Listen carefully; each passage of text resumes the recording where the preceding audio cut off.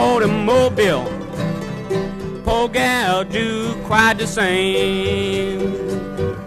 My gal, she rides an ugly hay wagon, but she's getting round just the same.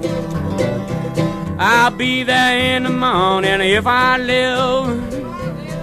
I'll be there in the morning, I don't get killed. If I never see you no more, why don't you please remember me? Yes, a rich gal, she'll fight you now, she'll bop you with a stick. Poor gal do quite the same. My gal get a roast to raise and run you all over town because she's raising hell just the same. Yes, I'll be there in the morning if I live. I'll be there in the morning, I don't get killed. If I never see you no more, why don't you please remember me?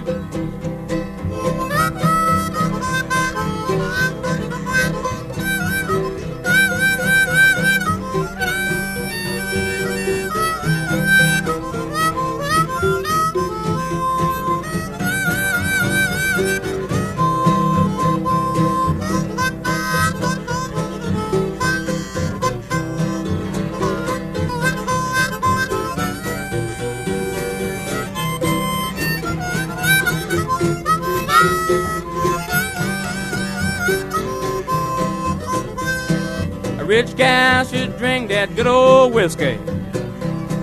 A poor gal should drink quite the same.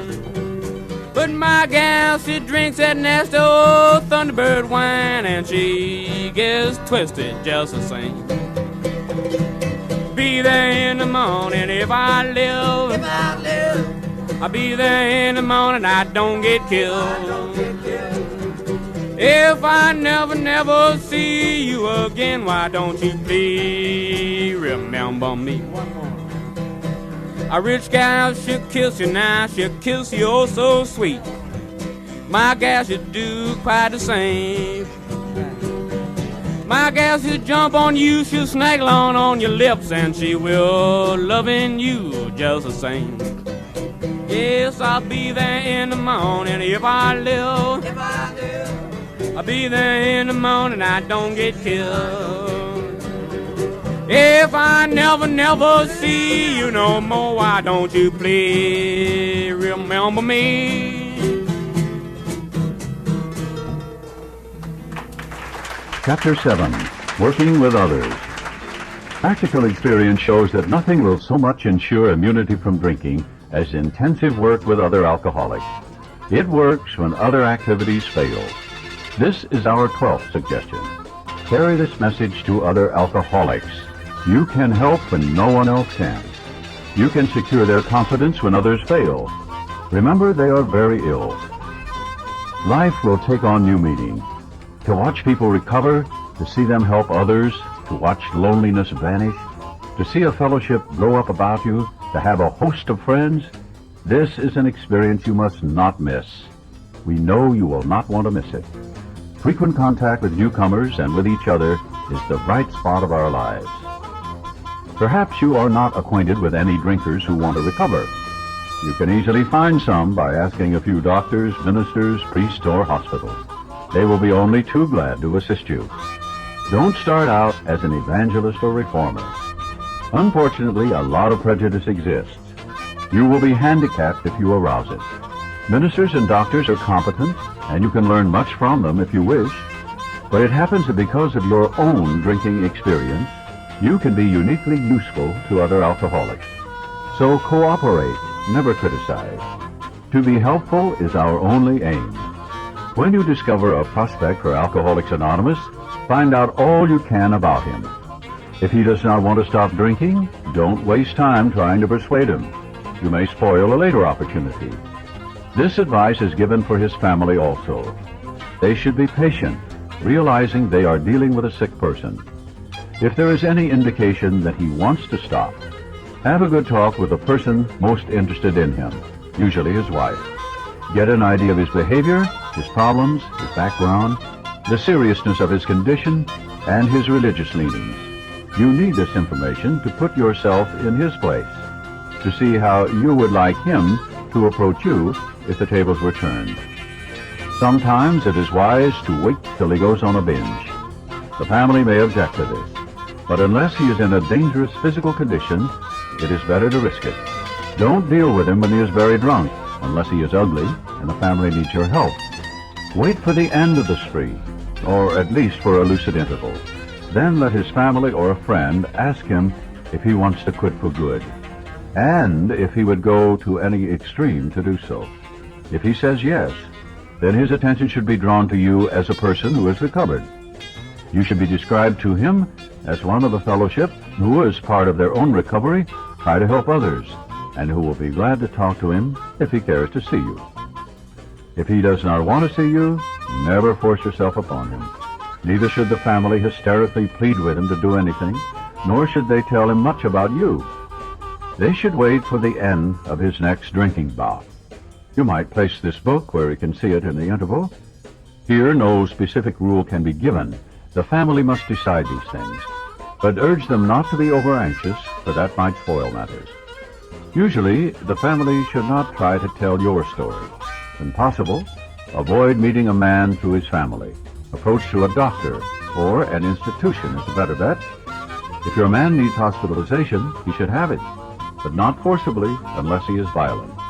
Let the doctor, if he will, tell him he has something in the way of a solution. When your man is better, the doctor might suggest a visit from you. Though you have talked with the family, leave them out of the first discussion.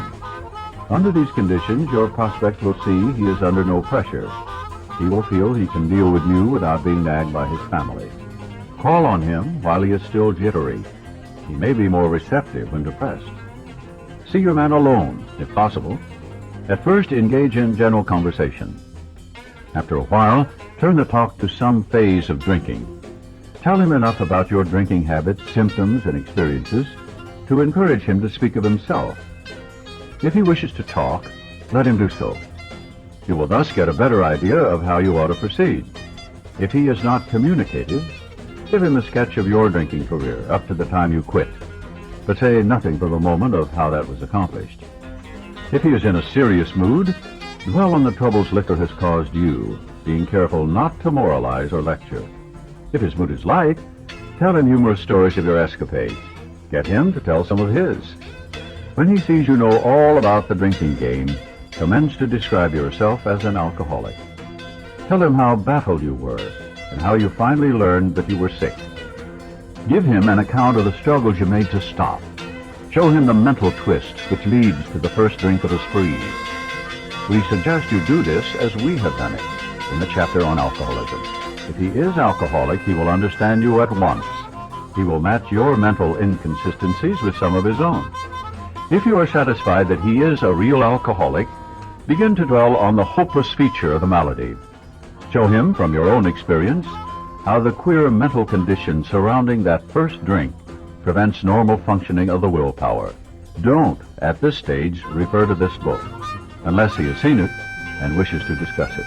And be careful not to brand him as an alcoholic. Let him draw his own conclusion. If he sticks to the idea that he can still control his drinking, tell him that possibly he can, if he's not too alcoholic. But insist that if he is severely afflicted, there may be little chance he can recover by himself. Continue to speak of alcoholism as an illness, a fatal malady. Talk about the conditions of body and mind which accompany it. Keep his attention focused mainly on your personal experience. Explain that many are doomed who never realize their predicament. Doctors are rightly loath to tell alcoholic patients the whole story unless it will serve some good purpose. But you may talk to him about the hopelessness of alcoholism because you offer a solution. You will soon have your friend admitting he has many, if not all, of the traits of the alcoholic. If his own doctor is willing to tell him that he is alcoholic, so much the better. Even though your protege may not have entirely admitted his condition, he has become very curious to know how you got well. Let him ask you that question, if he will. Tell him exactly what happened to you. Stress the spiritual feature freely. If the man be agnostic or atheist, Make it emphatic that he does not have to agree with your conception of God. He can choose any conception he likes, provided it makes sense to him. The main thing is that he be willing to believe in a power greater than himself and that he live by spiritual principles. When dealing with such a person, you had better use everyday language to describe spiritual principles. There's no use arousing any prejudice he may have against certain theological terms and conceptions about which he may already be confused. Don't raise such issues, no matter what your own convictions are. Your prospect may belong to a religious denomination. His religious education and training may be far superior to yours. In that case, he's going to wonder how you can add anything to what he already knows. But he will be curious to learn why his own convictions have not worked and why yours seem to work so well. He may be an example of the truth that faith alone is insufficient. To be vital, faith must be accompanied by self-sacrifice and unselfish constructive action. Let him see that you are not there to instruct him in religion. Admit that he probably knows more about it than you do, but call to his attention the fact that, however deep his faith and knowledge, he could not have applied it, or he would not drink. Perhaps your story will help him see where he has failed to practice the very precepts he knows so well. We represent no particular faith or denomination. We are dealing only with general principles common to most denominations. Outline the program of action, explaining how you made a self-appraisal, how you straightened out your past, and why you are now endeavoring to be helpful to him.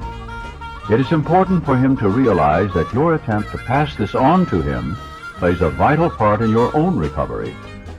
Actually, he may be helping you more than you are helping him.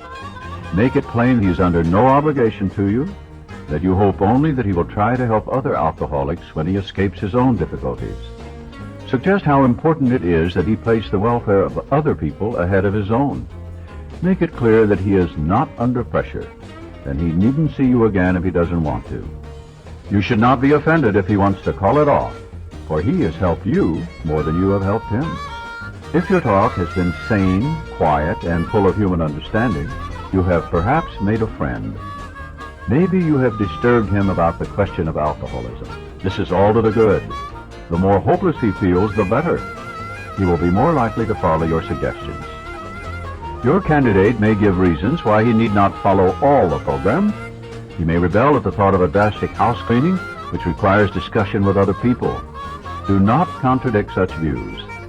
Tell him you once felt as he does, but you doubt whether you would have made much progress had you not taken action. On your first visit, tell him about the Fellowship of Alcoholics Anonymous. If he shows interest, lend him your copy of this book. Unless your friend wants to talk further about himself, do not wear out your welcome. Give him a chance to think it over. If you do stay, let him steer the conversation in any direction he likes. Sometimes a new man is anxious to proceed at once, and you may be tempted to let him do so. This is sometimes a mistake. If he has trouble later, he is likely to say you rushed him. You will be most successful with alcoholics if you do not exhibit any passion for crusade or reform. Never talk down to an alcoholic from any moral or spiritual hilltop. Simply lay out the kit of spiritual tools for his inspection. Show him how they worked with you. Offer him friendship and fellowship. Tell him that if he wants to get well, you will do anything to help. If he is not interested in your solution, if he expects you to act only as a banker for his financial difficulties or a nurse for his sprees, you may have to drop him until he changes his mind. This he may do after he gets hurt some more. If he is sincerely interested and wants to see you again, ask him to read this book in the interval. After doing that, he must decide for himself whether he wants to go on. He should not be pushed or prodded by you, his wife, or his friends. If he is to find God, the desire must come from within. If he thinks he can do the job in some other way, or prefers some other spiritual approach, encourage him to follow his own conscience. We have no monopoly on God. We merely have an approach that works with us, but point out that we alcoholics have much in common and that you would like in any case to be friendly. Let it go at that. Do not be discouraged if your prospect does not respond at once. Search out another alcoholic and try again. you are sure to find someone desperate enough to accept with eagerness what you offer. We find it a waste of time to keep chasing a man who cannot or will not work with you. If you leave such a person alone, he may soon become convinced that he cannot recover by himself. To spend too much time on any one situation is to deny some other alcoholic an opportunity to live and be happy. One of our fellowship failed entirely with his first half-dozen prospects. He often says that if he had continued to work on them, he might have deprived many others who have since recovered of their chance. Suppose now you are making your second visit to a man. He has read this volume and says he is prepared to go through with the 12 steps of the program of recovery. Having had the experience yourself, you can give him much practical advice. Let him know you are available if he wishes to make a decision and tell his story, but do not insist upon it if he prefers to consult someone else. He may be broke and homeless. If he is, you might try to help him about getting a job or give him a little financial assistance, but you should not deprive your family or creditors of money they should have. Perhaps you will want to take the man into your home for a few days, but be sure you use discretion. Be certain he will be welcomed by your family and that he is not trying to impose upon you for money, connections, or shelter. Permit that, and you only harm him. You will be making it possible for him to be insincere. You may be aiding in his destruction rather than his recovery. Never avoid these responsibilities, but be sure that you're doing the right thing if you assume them.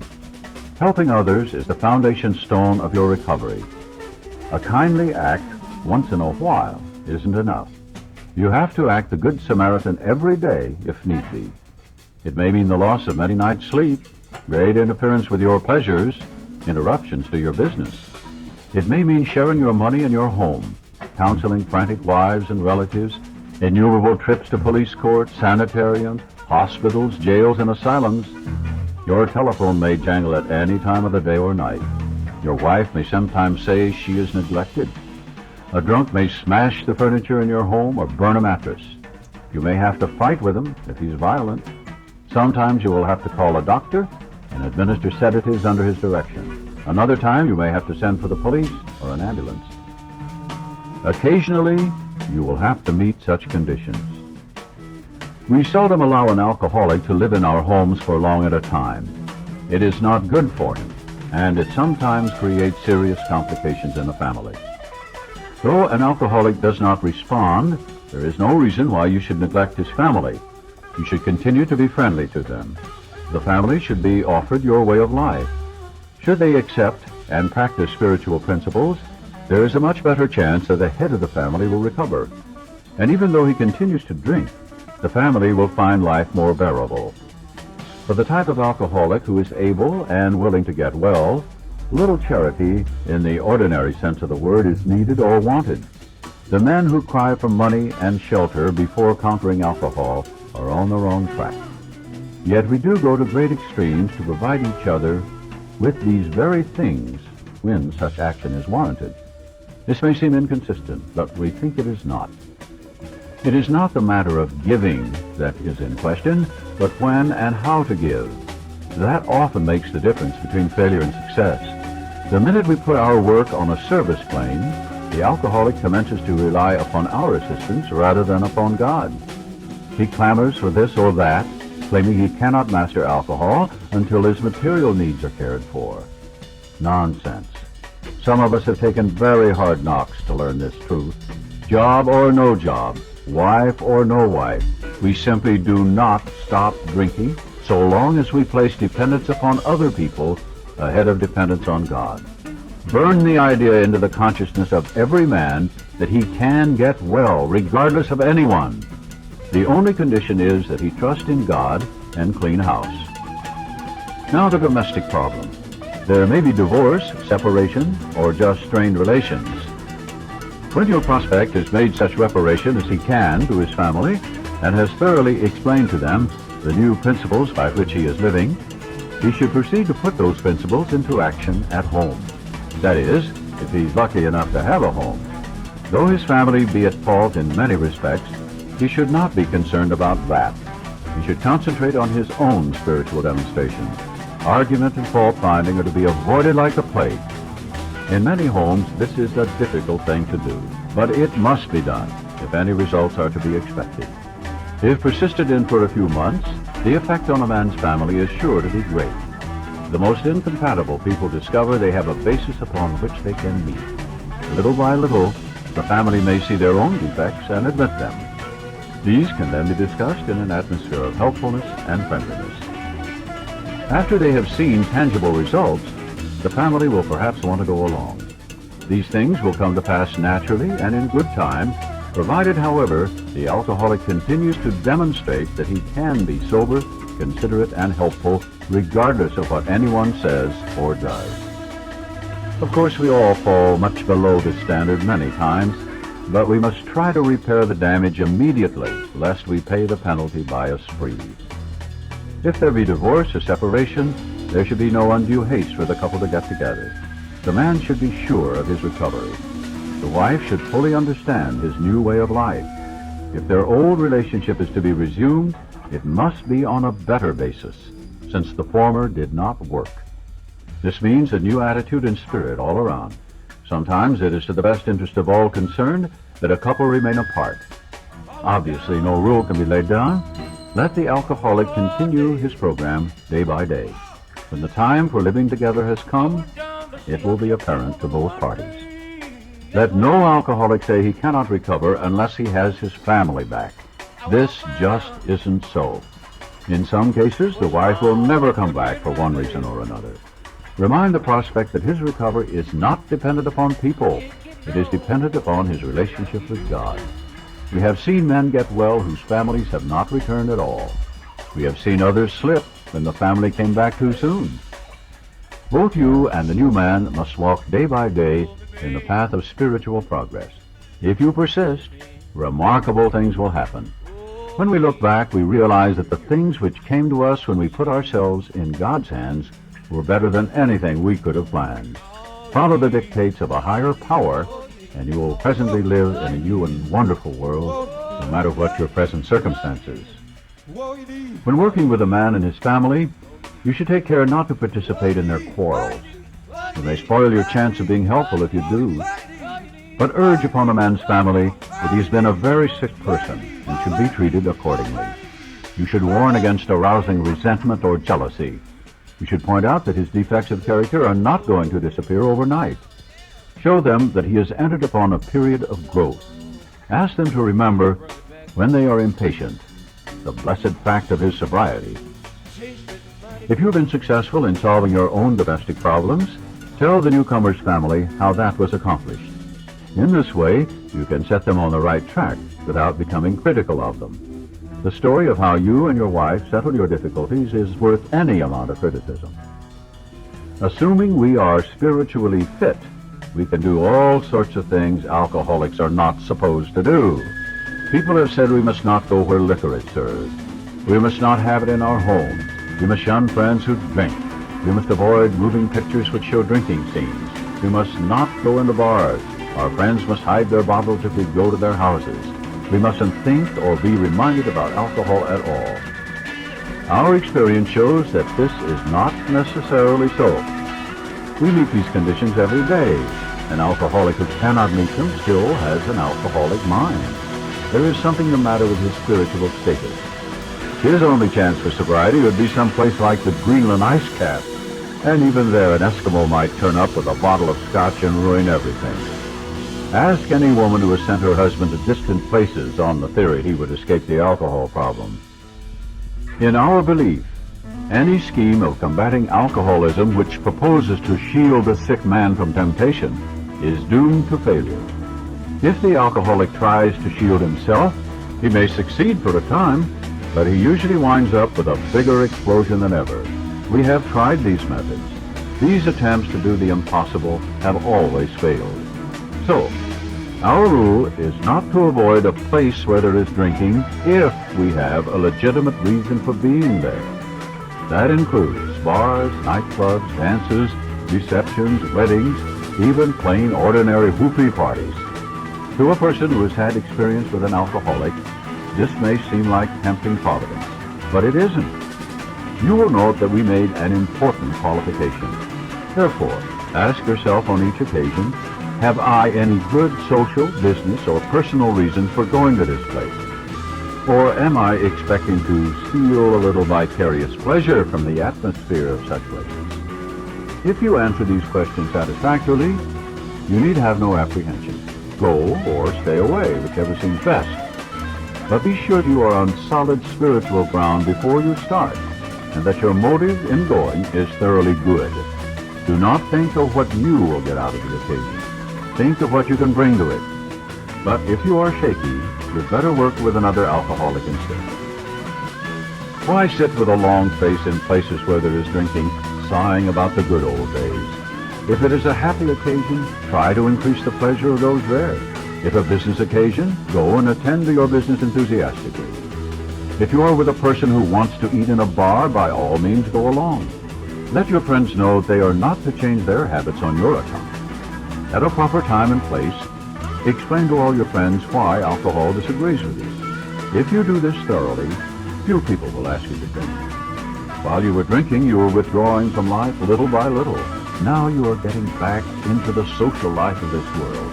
Don't start to withdraw again just because your friends drink liquor. Your job now is to be at the place where you may be of maximum helpfulness to others. So never hesitate to go anywhere if you can be helpful. You should not hesitate to visit the most sordid spot on earth on such an errand. Keep on the firing line of life with these motives.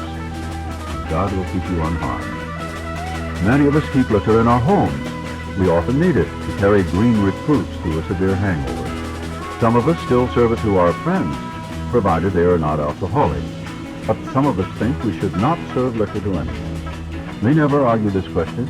We feel that each family, in the light of their own circumstances, ought to decide for themselves. We are careful never to show intolerance or hatred of drinking as an institution. Experience shows that such an attitude is not helpful to anyone. Every new alcoholic looks for this spirit among us and is immensely relieved when he finds we are not witch burners. A spirit of intolerance might repel alcoholics whose lives could have been saved had it not been for such stupidity.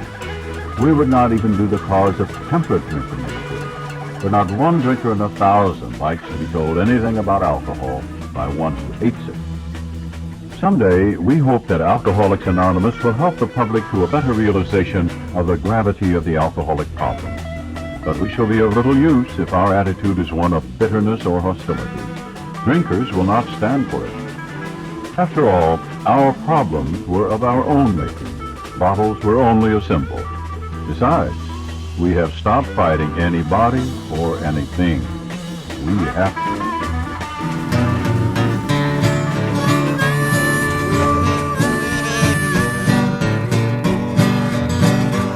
I remember last election, Sam Jones got in action, said he'd vote for the man who paid the biggest price.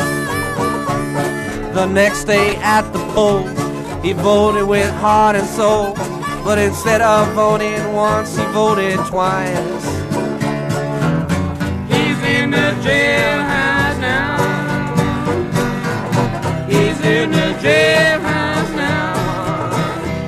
Instead of staying at home, leaving the white folks best alone, He's in the jailhouse now.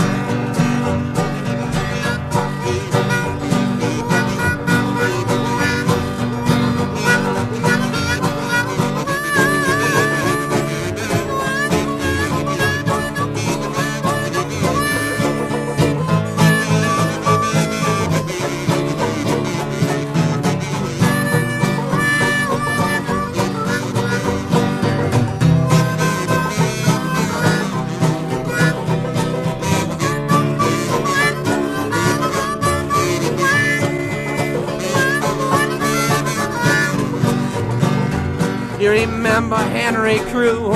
He sold that no good brew. Sold it to the police on the beat. Now Henry's feeling funny. The police gave him marked money. Now he's got a ball and chain around his feet. He's in the jailhouse now. He's in the jailhouse now. The judge gave him 2 years, and Henry shed a tear. He's in the jailhouse now.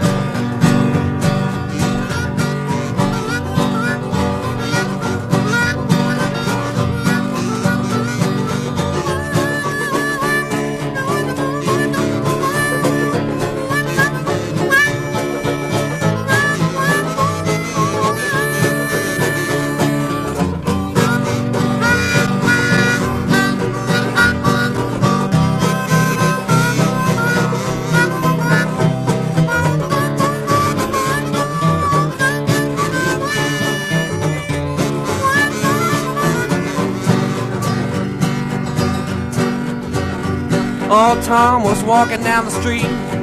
A little girl he chanced to meet took her to every cabaret in town.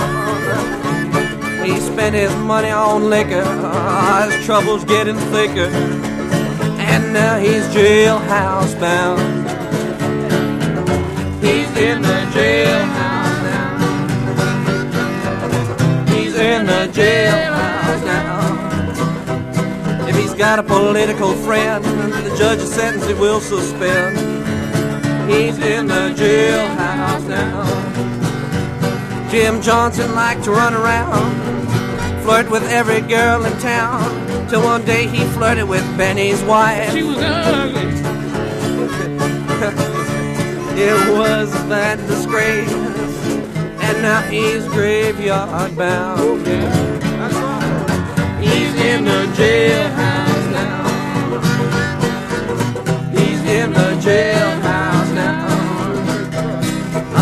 It was his friend that let this matter end. He's in the jail.